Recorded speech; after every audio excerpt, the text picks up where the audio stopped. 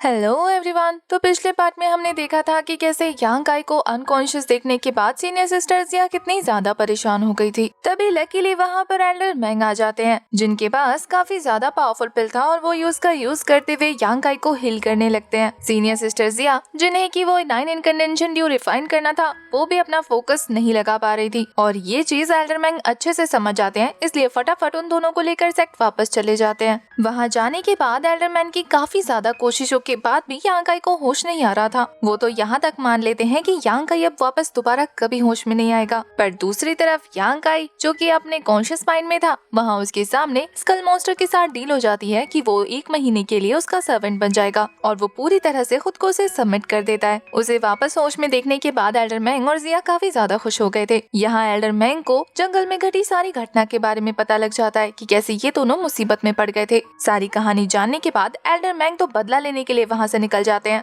इस पार्ट की स्टार्टिंग में हमें ब्लडी बैटल गैंग के सेक्ट को दिखाते हैं। सेक्ट लीडर समेत सारे एल्डर्स मिलकर किसी बात पर डिस्कशन कर रहे थे। माइनिंग के इंचार्ज आगे आते हुए रिपोर्ट करते हुए कहते हैं कि अभी तक वो लोग उस जगह की खुदाई नहीं कर पाए हैं जहाँ के बारे में मिस होमई ने उन लोगों को बताया था। सेक्ट लीडर होमैन के पूछने पर कि आखिर क्या मुसीबत है जो उन्हें आगे बढ़ने से रोक रही है, वो इंचार्ज बताता है कि वहाँ पर काफी पावरफुल बैरियर लगा हुआ है जिसे तोड़ना उनके लिए मुश्किल होता जा रहा है। इस मौके का फायदा उठाते हुए लॉन्ग ज़ेटियान अपनी तारीफ करते हुए कहता है कि लगता है ये मसला भी उसे खुद ही सॉल्व करना पड़ेगा। काफी सालों पुरानी माइनिंग और वो बैरियर होने की वजह से उसे तोड़ना आम सोल्जर्स की बस की बात नहीं है। अब एक लॉन्ग ज़ेटियान ही है जो अपनी पावर का यूज करके उस बैरियर को तोड़ सकता है। वो तो कहता है कि आप बेफिक्र हो जाए सेक्ट लीडर, ये काम मैं बड़े आराम से कर सकता हूँ। तभी वो माइनिंग इंचार्ज सेक्ट लीडर से कहता है कि आपकी बेटी होमई सच में काफी ज्यादा टैलेंटेड है। उनके पास जो स्पिरिचुअल आई है, उन्होंने कितनी आसानी से पता लगा लिया कि वहाँ पर बहुत अमेजिंग सी चीजें हमें मिलेंगी। ये लोग असल में उस माइन एरिया के बारे में बात कर रहे हैं जिसके बारे में यांग काई ने होमई को बताया था। उसने अपने फादर को इस बारे में रिपोर्ट की और उन्होंने सोल्जर्स को लगा दिया उस जगह की खुदाई करने के लिए।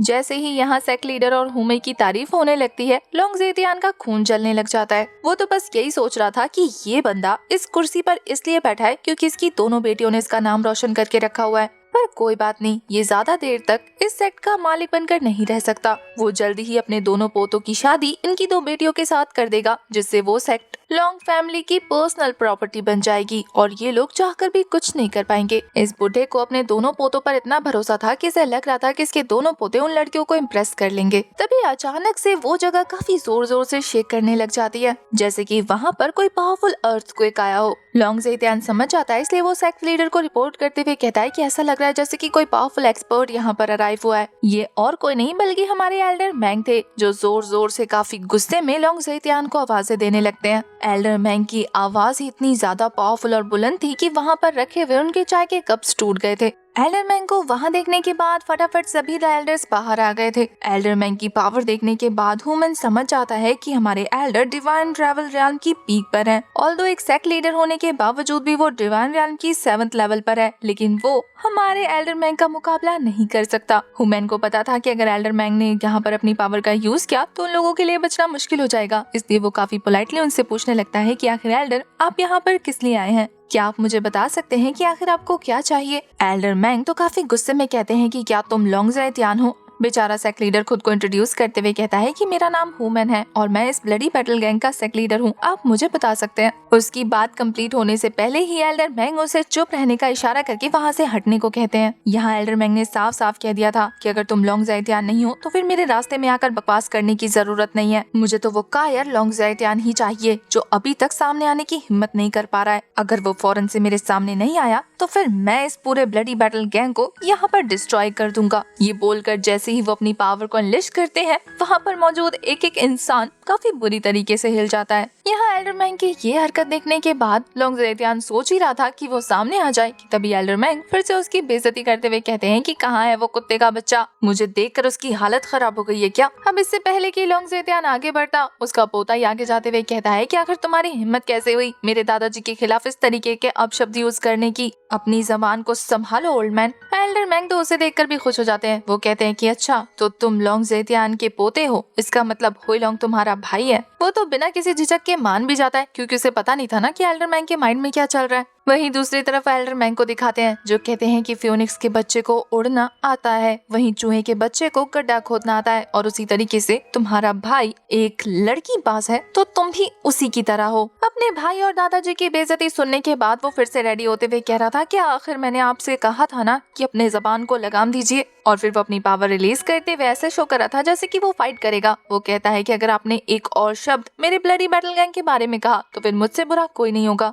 ओल्ड मैंग तो उसकी हरकतों पर जोर जोर से हंसते हुए जैसे ही अपनी जरा सी पावर को रिलीज करके एक थोड़ा सा छोटा सा अटैक करते हैं ना, उसी अटैक से हिट होकर ये बच्चा बहुत दूर जाकर गिरता है। ओल्ड मैंग ने काफी एफर्टलेसली इस बंदे को धूल चटा दी थी और फिर वो जमीन पर लैंड करते हुए कहते हैं कि तुमने अपनी मुसीबत खुद बुलाई है, इसलिए मुझे दोष मत देना। और फिर वो काफी स्पीड में उसके पास पहुंचकर उसे एक और जोरदार लाफा लगा देते हैं। अब एल्डर मैंग के सामने इतनी बड़ी बड़ी बातें करने के बाद अब उसकी हिम्मत नहीं हो रही थी कि वो अपने घुटनों पर भी खड़ा हो सके। वो लोंग जायतियान को बुलाने लगता है कि वो उसे बचा ले। फाइनली अपने पोते को संभालने के लिए लोंग जायतियान को सामने आना ही पड़ता है। वो खुद को इंट्रोड्यूस करते हुए कहता है कि मैं हूँ लोंग जायतियान, बताओ तुम्हें मुझसे क्या काम है जो यंगर जनरेशन को इस तरीके से बुली कर रहे हो। ये बंदा भी अपनी पावर रिलीज करते हुए एल्डर मैंग पर अटैक करने के लिए आगे बढ़ने लगता है, पर वो तो जरा से पाम अटैक से ही उसे हिट करके काफी दूर फेंक देते हैं। यांग काई के सामने तो अपनी पावर दिखाकर बड़ा उछल रहा था। अब देखते हैं कि एल्डर मैंग के सामने कितना टिकता है। एक ही अटैक से उसे पता लग गया था कि एल्डर मैंग कितने ज्यादा पावरफुल है। वहीं एल्डर मैंग आगे बढ़ते हुए उसे 2-4 मूव्स में ही उसकी नानी याद दिला देते हैं। वो बेचारा तो पिंग पोंग बॉल की तरह उछलते हुए काफी दूर पहुंच जाता है। उसके सेट के लोग तो उसकी ऐसी हालत देखने के बाद हैरान थे। वहीं वो खुद भी समझ गया था कि अगर उसने फाइट कंटिन्यू की तो इन लोगों के सामने उसकी इज्जत का कचरा हो जाएगा और फिर उसके छोटे कभी भी उसकी इज्जत नहीं करेंगे। पर दूसरी तरफ एल्डर मैंग का तो कुछ और ही प्लान था। वो अपनी पावर अनलिश करते हुए उसे अपने स्पिरिचुअल पावर के प्रेशर में काफी बुरी तरीके से धंसाना शुरू कर देते हैं। ओल्ड मैंग के किलिंग इंटेंट प्रेशर में तो उसका खड़ा हो पाना भी बहुत मुश्किल होता जा रहा था। वहाँ की जमीन टूट जाती है और वो नीचे धंस जाता है।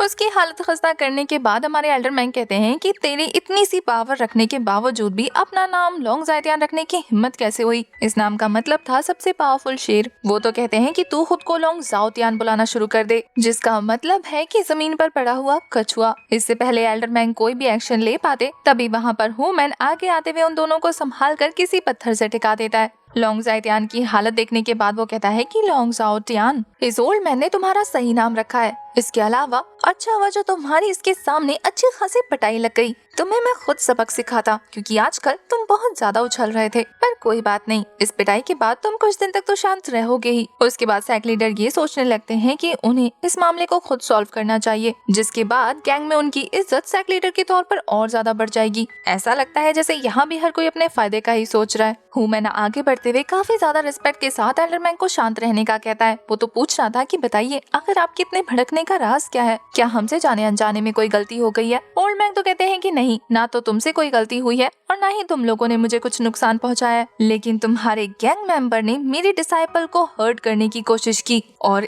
इस बात को करते हुए ओल्ड मैंग के चेहरे पर साफ साफ गुस्सा देखा जा सकता था। ओल्ड मैंग कहते हैं कि बेहतर होगा कि तुम अपने इस गैंग मेंबर से पूछो कि इसके पोते लोंग हुई ने क्या किया है। हुई लोंग के बारे में सुनकर लोंग जायतियान कहता है कि आखिर क्या हुआ उसे। ओल्ड मैंग उसका सवाल सुनकर गुस्सा हो जाते हैं। वो कहता है कि गलती तूने की है और तू मुझसे पूछ रहा है कि क्या हुआ है उसे। इधर हुई लोंग का ब्रदर अपने दादा से कहता है कि मैंने 1 महीने से बड़े भैया को नहीं देखा। वो सेक्ट से बाहर गए हुए थे हॉल मास्टर वैन के साथ और अभी तक उनका कोई अता पता नहीं है, कोई भी वापस नहीं लौटा। अब इतना सब कुछ सुनने के बाद तो जायतियान के सामने सारी कहानी खुलकर सामने आ जाती है। वो समझ जाता है कि पक्का उसके पोते की नजर इसकी डिसाइपल पर पड़ गई होगी और वो हॉल मास्टर वैन के साथ उसके पीछे पीछे चला गया होगा। उसका कैरेक्टर इतना ज्यादा ढीला है कि लड़की देखते ही उसके पीछे पड़ जाता है। पर अभी तक लोंग जायतियान को ये नहीं पता लगा कि उसका पोता मारा जा चुका है। यहाँ लोंग जायतियान अपने पोते के बारे में सोच सोच कर अपना खून चलाने लगता है कि उस बदतमीज लड़के की वजह से हर बार उसका कैरेक्टर लोगों के सामने आ जाता है। इस बार तो उसने अपने मामले में मुझे भी घसीट लिया, सारे सेक्ट के सामने मेरी नाक कटा कर रख दी। यहाँ ओल्ड मैन को दिखाते हैं जो अपनी सारी की सारी स्पिरिचुअल एनर्जी करेक्ट करते हुए एक किलिंग अटैक करने वाले थे। वो भी ये कहते हुए कि आज मैं तुझे और तेरे पोते को दोनों को ही जिंदा नहीं छोड़ने वाला। तुझे सबक सिखाने के बाद लोग ये अच्छे से समझ जाएंगे कि मेरे डिसाइपल को ऑफेंड करने की जरूरत कोई नहीं कर सकता।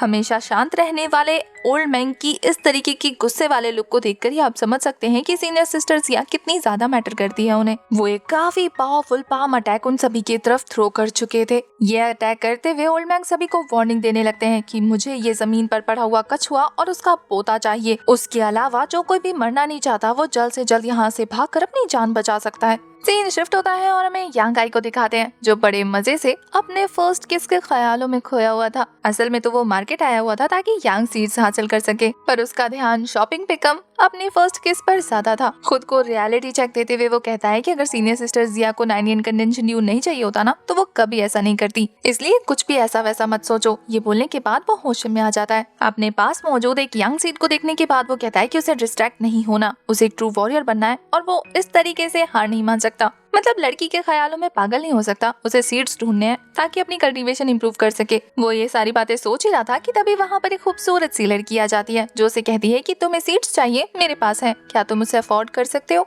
यांग आई कहता है कि पहले सामान तो दिखाइए, अगर सामान अच्छा हुआ तो जरूर से रेट मिलेगा। वो लड़की अपने पास से पोटली निकाल कर यांग आई को पकड़ा देती है। उसे स्मेल करने के बाद उसकी पावर सेंस करके यांग आई समझ जाता है कि ये तो 3 यांग फ्रूट से भी ज्यादा पावरफुल है, पक्का अर्थ ग्रेड मिडिल क्वालिटी का है। यांग आई भी लाइक सामान अच्छा है, रेट बताइए, आपको जो चाहिए होगा आपको मिल जाएगा। वो कहती है कि ज्यादा नहीं लूंगी, हम एक ही सेट से है इसलिए बस तुम मुझे 20,000 टेल्स दे दो। 20,000 रेट सुनने के बाद यांग आई भी लाइक सेम सेट से है और फिर भी लूट रही है। हिम्मत तो देखो, 20,000 मांग रही है और कह रही है कि डिस्काउंट दे रही है। यांग आई को सोच में देखकर वो लड़की समझ गई थी कि ये क्या सोच रहा है। वो उसे उस यांग सीड की वैल्यू गिनवाने लगती है कि ये अर्थ ग्रेड का मिडिल क्वालिटी का है, इस तरीके की क्वालिटी वाले तुम्हें आसानी से नहीं मिलेंगे। वो यांग आई से कहती है कि मैंने भी बड़ी मुश्किल से इसे ढूंढ कर निकाला है, अगर तुम पूरे सेट में भी ढूंढोगे ना तब भी किसी के पास ऐसा नहीं मिलेगा। तुम्हारी किस्मत अच्छी है, अगर तुम चाहो तो फ्यूचर में भी हम डील कर सकते हैं। इसके अलावा मैंने तो कहा ही था कि तुम अफोर्ड नहीं कर सकते, अगर ज्यादा सोचोगे तो मैं तो इस बात को सच मान लूंगी। यांग आई जिसका उस लड़की की बातों की वजह से दिमाग खराब होने लगा था, वो सोचने लगता है कि इसमें कोई बुराई तो नहीं है।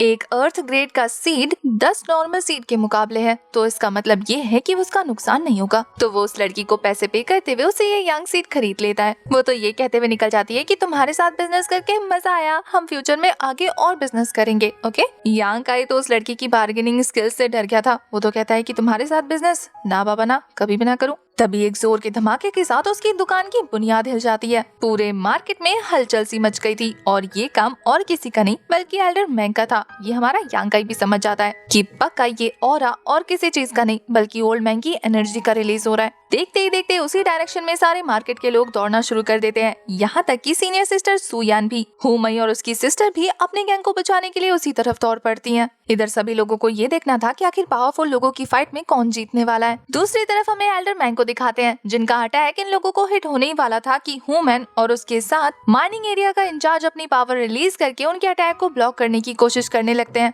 अपनी पूरी ताकत लगाने के बावजूद भी ये काम उनके लिए बहुत मुश्किल होता जा रहा था कि तभी लोंग ज़ेतियान भी उन्हें शामिल कर लेता है। वो तीनों अपनी पूरी ताकत लगाने के बाद भी इस अटैक को डॉच नहीं कर पाते, बल्कि इस अटैक से उन लोगों की काफी बुरी हालत हो जाती है। ओल्ड मैंग के अटैक की वजह से वहाँ पर उनका पंजा छप चुका था। इस खतरनाक अटैक को देखने के बाद हुमैन भी लाइक ये पक्का डिवाइन ट्रैवल रियान की पीक पर ही है ना, क्योंकि इनका ये पाम अटैक काफी ज्यादा मिस्टीरियस लग रहा था। लोंग ज़ेतियान की हालत खराब हो चुकी थी लेकिन वो मरा नहीं था, तो ओल्ड मैंग फिर से सामने आते हुए कह रहे थे कि तुझे मारने में लगता है मुझे एक और बार अटैक करना पड़ेगा, काफी सख्त जान है तेरी। लोंग ज़ेतियान भी समझ गया था कि आज उसका आखिरी दिन है, आज उसे कोई नहीं बचा सकता। 3 लोग मिलकर भी इस बुढ़े के अटैक को नहीं रोक पाए। इससे पहले कि ओल्ड मैंग फिर से खतरनाक अटैक प्रिपेयर करके उन पर हिट कर पाते कि तभी वो जमीन जोर जोर से शेक करने लग जाती है और अंदर की जमीन को तोड़कर एक गोल्डन ड्रैगन बाहर आ चुका था जो काफी ज्यादा पावरफुल और बड़ा था। किसी को कुछ भी समझ नहीं आता और वो सभी अपनी जान बचाकर दूर भागना शुरू कर देते हैं। तभी देखते ही देखते उसी गड्ढे में से फियोनिक्स बर्ड भी बाहर आ जाती है। उन्हें देखने के बाद ओल्ड मैंग कहते हैं कि ये ड्रैगन और फियोनिक्स असल में कोई भी स्पिरिचुअल एनिमल नहीं है, बल्कि ये उनकी शेप में काफी पावरफुल स्पिरिचुअल एनर्जीज हैं। एक फियोनिक्स सील है और दूसरा ड्रैगन सील जो कि किसी चीज को प्रोटेक्ट कर रहे हैं। इन पावरफुल सील को देखने के बाद ओल्ड मैंग समझ जाते हैं कि यहाँ पर पक्का कुछ काफी खास चीज मौजूद है जिसकी ये लोग प्रोटेक्शन कर रहे हैं। तभी उस गड्ढे में से काफी ज्यादा तेज रोशनी निकलना शुरू हो जाती है। उस प्योर एनर्जी को देखने के बाद तो सभी लोग हैरान थे। ओल्ड मैंग समझ जाते हैं कि ये इनहेरिटेंस केव हेवन है। जो कि कोई खास चीज है जिसके बारे में हमें नेक्स्ट एपिसोड में पता लगेगा, क्योंकि इसी के साथ हमारा ये वाला एपिसोड हो जाता है खत्म। आपको आज का एपिसोड कैसा लगा कमेंट करके जरूर बताना, और हाँ, मेरी तरफ से आप सभी को रमजान मुबारक।